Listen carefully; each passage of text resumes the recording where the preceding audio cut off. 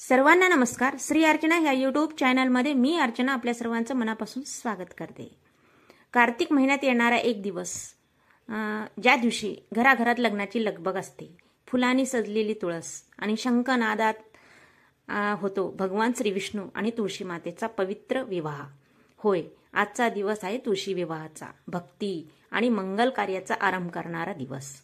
होय, आज आपण जाणून घेऊया तुळशी विवाहाचं महत्त्व. हिंदू धर्मातील हा एक अतिशय पवित्र सण आहे, जो कार्तिक महिन्याच्या शुक्ल पक्षातील एकादशीला म्हणजे देव उठणी एकादशीच्या दिवशी पासून ते पौर्णिमेपर्यंत केला जातो. कार्तिक पौर्णिमेपर्यंत 5 दिवस हा उत्सव केला जातो. म्हणजे आपल्या वेळेनुसार कार्तिक एकादशीपासून ते कार्तिक पौर्णिमेपर्यंत. हे पुराणानुसार एक कथा आहे, मी ती कथा सांगते. छोटीशी कथा आहे. तुळशी ही वृंदा नावाची पतिव्रता स्त्री होती, जिच्या भक्तीने संपूर्ण त्रिलोकी तिची कीर्ती होती. तिच्या सत्यनिष्ठेनेच जालंधर अजय झाला होता, म्हणजे तिचा पती. पण भगवान विष्णूंनी तिची परीक्षा घेतली आणि शेवटी तिला वरदान दिलं, तू पृथ्वीवर तुळशीच्या रूपात विराजमान होशील आणि माझ्याशी विवाहबद्ध होशील. तेव्हापासून दरवर्षी तुळशी विवाह साजरा केला जातो आणि तेव्हापासूनच हा विवाह सुरू झालेला आहे. या दिवशी तुळशीचं भगवान विष्णूशी म्हणजे शालिग्रामाशी विवाह केला जातो. तुळशी म्हणजे लक्ष्मीचं रूप आणि विष्णू म्हणजे नारायण, म्हणजेच लक्ष्मीनारायणाचं ऐक्य. या दिवसापासून शुभ कार्य, लग्न समारंभ आणि सर्व मंगलविधी सुरू होतात. तुळशीच्या लग्नापासूनच आपल्या इकडे लग्न तिथी सुरू होते आणि लग्न सुरू होतात. घरातील अंगण किंवा काही कसं करायचं सोप्या पद्धतीनं मी सांगते. इथं घरातील आपलं अंगण तुळशी वृंदावन असं स्वच्छ करायचं आणि त्याला सजवायचं, म्हणजे त्याला कलर द्यायचा तुळशी वृंदावनाला आपल्या आवडीनुसार. छान अशी रांगोळी काढायची, तुळशीभोवती सुंदर असा मंडप तयार करायचा. मंडप उसाचा केला जातो. 5 किंवा 4 किंवा 2 आपल्या यथाशक्तीप्रमाणे आपण ऊस आणायचं आणि त्याचा मंडप छानपैकी त्याला लाइटिंग वगैरे करून सुंदर असं डेकोरेशन करायचं. फुले, तोरण, दिवे, केळीचे पानं लावायचे. केळीचं पानं शुभ असतात. देवघर ही स्वच्छ करून विष्णू आणि शालिग्रामाची मूर्ती तिथे ठेवायची. त्याच्यामध्ये तुळशी मातेला आपण साडी नेसवायची. आता साडी नेसवलं तर खूप छान दिसते म्हणून आपण साडी पण नेसवायची. तुळशीला लाल किंवा पिवळ्या रंगाची साडी, बांगड्या, हळदी, कुंकू, फुलं 2 हार करायचे. एक कृष्णासाठी म्हणजे शालिग्रामासाठी आणि एक तुळशीसाठी. आणि ते हार त्यांना छोटंसं असं सजावट पण आपण तिथे छानपैकी करायची. रांगोळी तर काढायची, सजावट पण करायची. आपण जसं लग्न मंडप करतो तशा पद्धतीनं पण छोटं असं डेकोरेशन छानपैकी करायचं.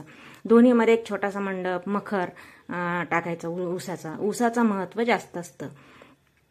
तुळशी विवाह हा खऱ्या अर्थाने देवदेवतांचा विवाह सोहळा आहे.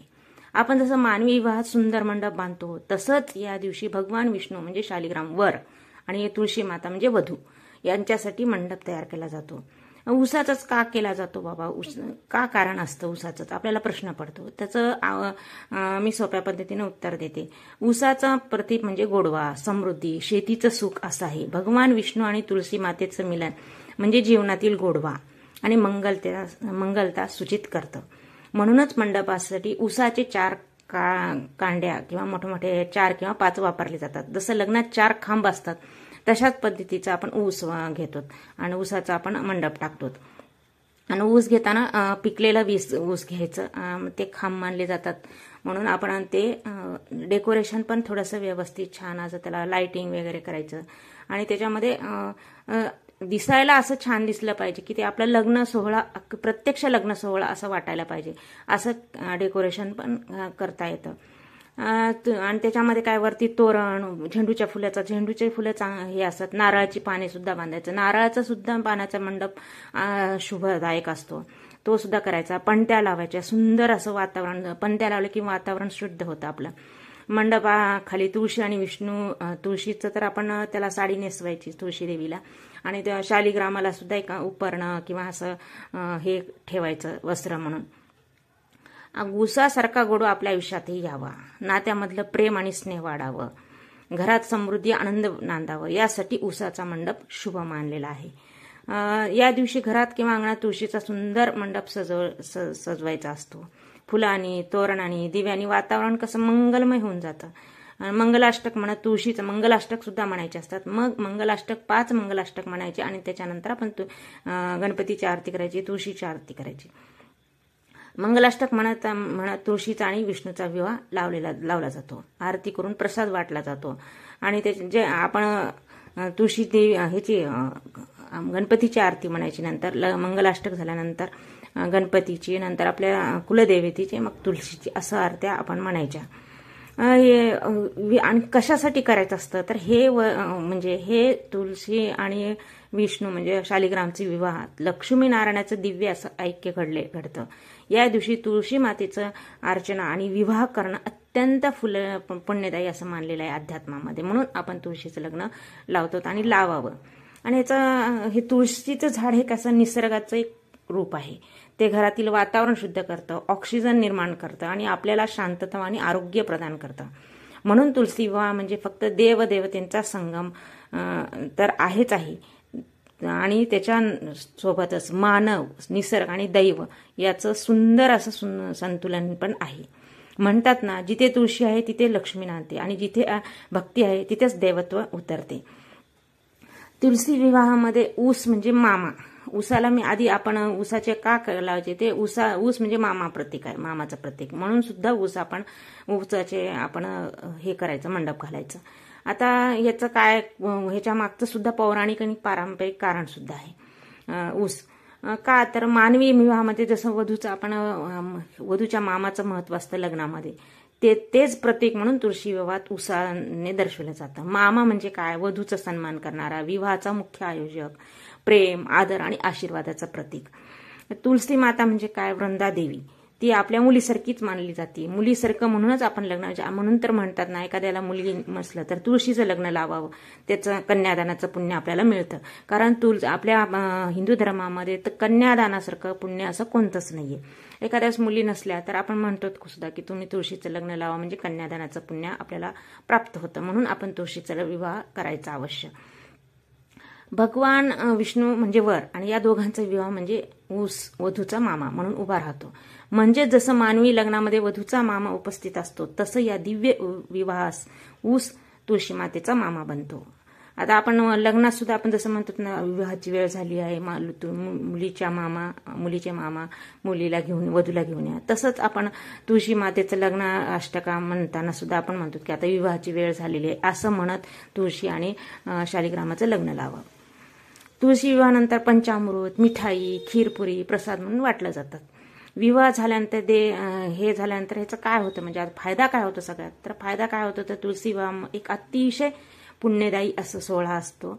या दिवशी आपण तुळशीचं विवाह केल्यामुळं अनेक जन्माचं पाप धुतलं जातं, म्हणजे पापक्षालन होतं, सौभाग्य वृद्धी होते. आपली विवाह स्त्री आणि तुळशी विवाहाचं व्रत केल्यास दीर्घायुष्य आणि सौभाग्य लाभतं.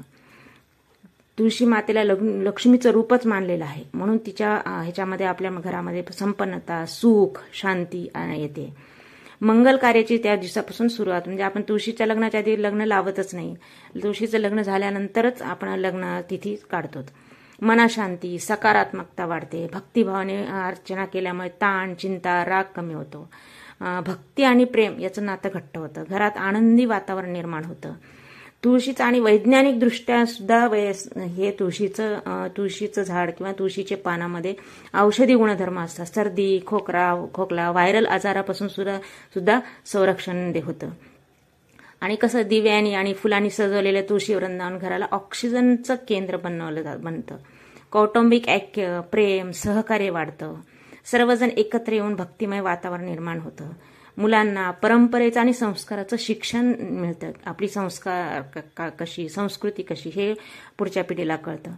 तुळशी विवाह म्हणजे लक्ष्मी नारायणाचं एकत्रीकरण, त्यामुळे जीवनात संतुलन, आनंद आणि शुभ फलप्राप्ती होते. या दिवशी केलेल्या प्रार्थनेनं मनातील नकारात्मकता नष्ट होते. घरात सुख, शांती, आरोग्य, समृद्धी आणि दैवी आशीर्वाद सुद्धा नक्की प्राप्त होतं, असं सुद्धा अध्यात्मात म्हणलेलं आहे. व्हिडिओ आवडल्यास लाईक करा, शेअर करा. आणखी सुंदर धार्मिक माहितीसाठी चॅनलला सबस्क्राईब नक्की करा. तुळशी विवाह म्हणजे काय, भक्ती, निसर्ग आणि दैवी प्रेमाचे एकत्रीकरण. तुळशी ही देवी लक्ष्मीचं रूप आणि विष्णू म्हणजे नारायण यांचा विवाह म्हणजे लक्ष्मीनारायणाचं मिलन, शांती, समृद्धी आणि प्रेमाचं प्रतीक. जय तुलसी माता, जय